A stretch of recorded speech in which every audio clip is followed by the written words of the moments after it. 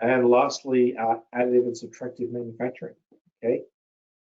So on the additive side of things, the stochastic lattices, that's sort of more organic sort of lattice, we can now apply them to open quilts. Previously had to be closed quilts, and also basically some improvements in the engine in terms of generating the geometry of that. The formula-based lattices, which you can see here in the video. So we now have the ability to have variable offsets for those. Okay. And we can also now have our own user-defined support structures.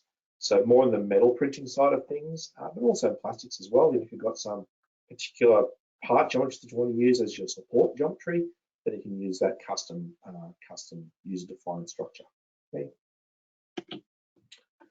On the subtractive manufacturing side, okay, so the 5-axis high-speed milling was introduced back in Creo 8.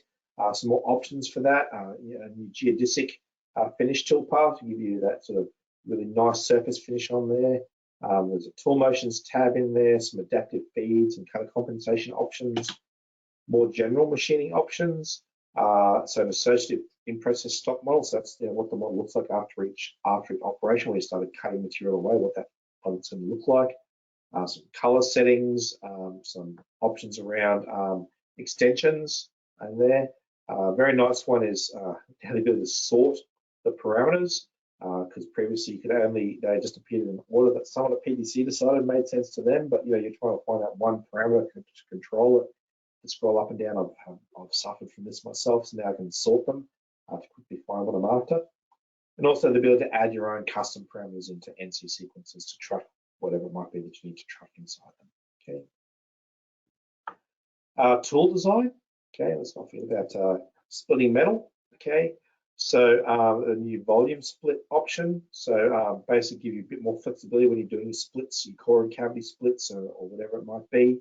Okay, so a bit more flexibility inside there. And another important one, multi-body support. Okay, so when multi-body was introduced in Creo 7, if you had a multi-body part that you then took in the mold design to use as your reference part for doing the splitting around that, you couldn't directly use that multi-body part. Okay, so you had to use a merge or inheritance feature or some other workaround, because the mold model didn't support that. So that's been updated now in Creo 9, but it does as well. So it's mold and cast and the CMM model inside Creo. Okay. So that's what's there inside additive and subtractive manufacturing inside Creo 9. And I guess that's a bit of a summary of what's there. Okay.